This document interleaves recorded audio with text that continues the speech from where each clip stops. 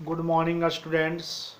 I am Abhijit, going to teach you bio and the lesson going on is nutrition. पिछले दिनों से हम life process chapter कर रहे हैं। लाइफ प्रोसेस में पहला लाइफ प्रोसेस न्यूट्रिशन चल रहा था। लास्ट डेज हमने आपको फोटोसिंथेसिस के बारे में बताया कि फोटोसिंथेसिस क्या है and what are the raw materials needed for photosynthesis. Photosynthesis में कौन कौन से रॉ मटेरियल्स का इस्तेमाल होता है, इन सब के बारे में हमने आपको बताया।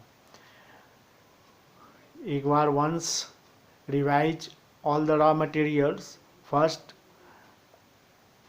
Carbon dioxide. कार्बन डाइऑक्साइड पौधे प्लांट कार्बन डाइऑक्साइड पौधे एटमॉस्फेयर से स्टोमाटा के थ्रू लेते हैं। स्टोमाटा क्या है? तो stomata the site of exchange of gases. Stomata जो है लिप्स पे छोटे छोटे छिद्र होते हैं और उन छिद्रों के सहारे पौधे जो है गैसियस एक्सचेंज करते हैं। स्टोमाटा आर, आप देखें बुक में यहाँ पे, stomata are minute pores in the epidermis of leaves. और लीव्स के लोअर एपिडर्मिस में, नीचे वाले लेयर में स्टोमाटा होते हैं। स्टोमाटा का स्ट्रक्चर आप देख रहे हैं, यहाँ पे दो फिगर बना हुआ है। एक जो है ये ओपन स्टोमाटा है और ये क्लोज्ड स्टोमाटा है। स्टोमाटा का जो पोर्स है, छिद्र है, वो दो गार्ड सेल के द्वारा गार्ड होता है। ये दो बीन शेप्ड जो सेल्स है वो गार्ड सेल्स कहलाता है। ये गार्ड सेल्स अपना शेप चेंज करके कर्व हो जाते हैं तो ये स्टोमाटा खुल जाता है, और जब ये स्ट्रेट हो जाते हैं तो ये स्टोमाटा बंद हो जाता है। इस तरह से स्टोमाटा का opening and closing guard cell के जरिए होता है, और इसका मैकेनिज्म आप क्लास 9 में पढ़ चुके हैं। और इसी स्टोमाटा के थ्रू गैसियस एक्सचेंज होता है। सेकेंड रॉ मटेरियल्स वाटर है। वाटर जो कि रूट हेयर के द्वारा एब्जॉर्ब होता है। रूट्स में हेयर लाइक स्ट्रक्चर होते हैं, रूट हेयर्स, और ये रूट हेयर सॉइल में प्रेजेंट वाटर को एब्जॉर्ब करता है और जाइलम के थ्रू रूट से लीव्स तक इसको वाटर को लाया जाता है, जहाँ लीव्स में क्लोरोफिल पाया जाता है। ये क्लोरोफिल भी एक प्रकार का रॉ मटेरियल है जो कि ग्रीन पिगमेंट होता है, जिसकी वजह से पौधे ग्रीन होते हैं।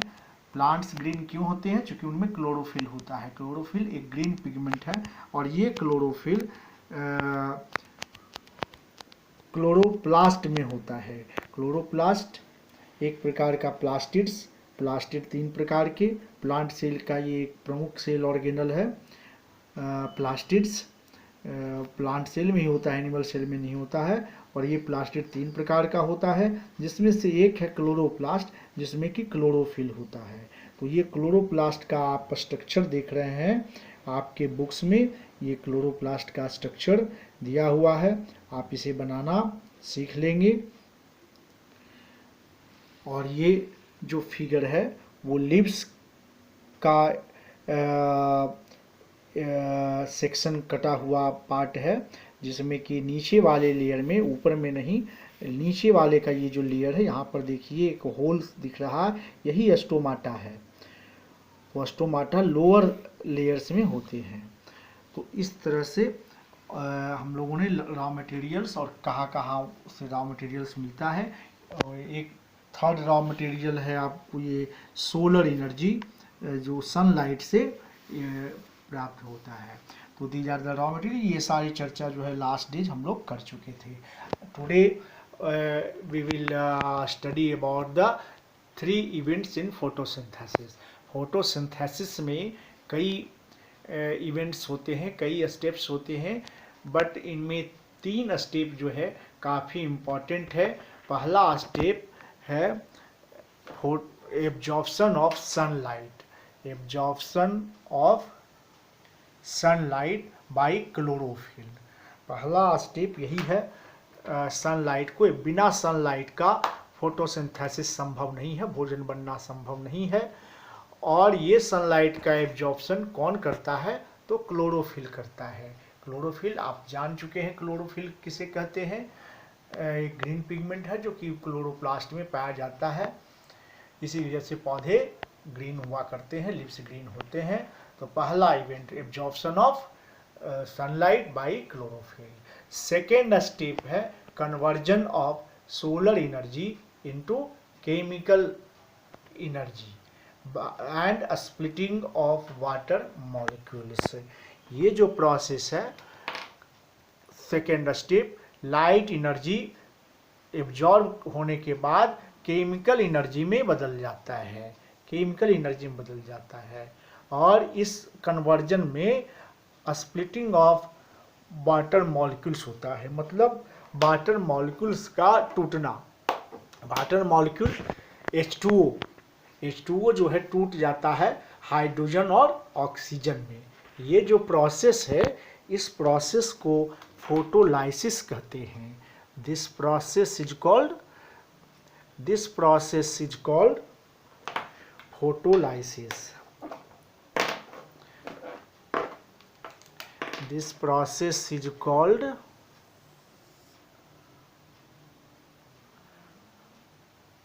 फोटोलाइसिस।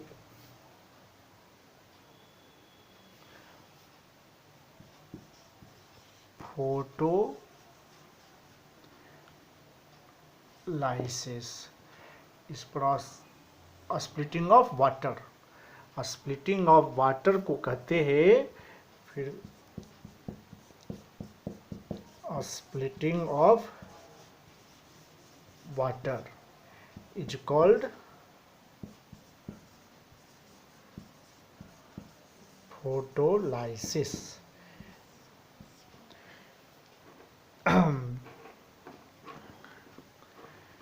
तो ये सेकेंड स्टेप हो गया।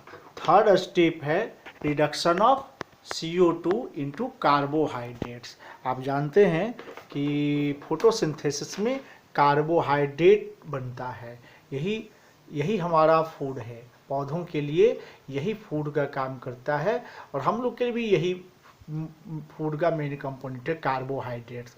तो ये कार्बोहाइड्रेट्स फोटोसिंथेसिस में ही बनता है। और कैसे बनता है? तो बाय रिडक्शन ऑफ CO2। तो इस प्रकार से ये 3 जो है मेन इवेंट्स है फोटोसिंथेसिस का। This is very very important question for the board exam. What are the 3 events in photosynthesis? तो इन तीनों स्टेप्स को आपको जस के तस जो है लिख देना है, इसीलिए आप इसको याद कर लेंगे। ये जो 3 इवेंट्स है, इसको हम 2 भाग में कैटेगराइज कर सकते हैं। इसमें से ये दोनों जो भाग है, ये लाइट फेज कहलाता है, लाइट फेज, और इसको जो है कहते हैं डार्क फेज।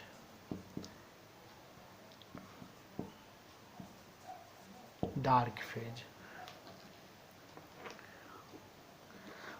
पहला और दूसरा जो इवेंट है वो बिना सनलाइट का संभव नहीं है। ये दोनों सनलाइट में ही संभव है, पहला और दूसरा, इसीलिए इसको लाइट फेज कहते हैं। जबकि तीसरा रिडक्शन ऑफ CO2, ये डार्क फेज, इसके लिए सनलाइट जरूरी नहीं है। यानी ये कभी भी हो सकता है, डे टाइम में भी हो सकता है, रात्रि में भी हो सकता है, लेकिन ऊपर के 2 स्टेप लाइट डे टाइम में ही हो सकता है। इसीलिए ये अपर 2 को लाइट फेज कहते हैं और थर्ड वाले को डार्क फेज कहते हैं। लाइट फेज को लाइट रिएक्शन भी कहते हैं और डार्क फेज को डार्क रिएक्शन भी कहते हैं।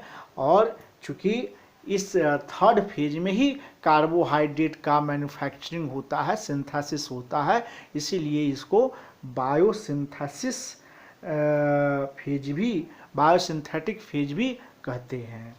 तो अब हम लोग कुछ होमवर्क नोट करेंगे। पहला क्वेश्चन है लिस्ट 3 इवेंट्स ऑफ फोटोसिंथेसिस, ये तो आप लोग जान ही रहे हैं, अभी बताया just. And second question what is photolysis, sorry photosynthesis no,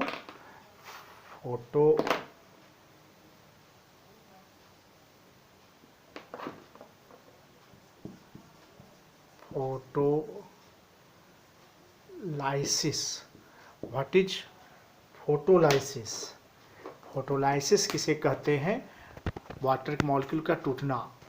and third question है what is dark reaction, dark reaction क्या है, does the dark reaction not takes place in day time, क्या डार्क रिएक्शन डे टाइम में नहीं होता है, ये और नो बताएंगे।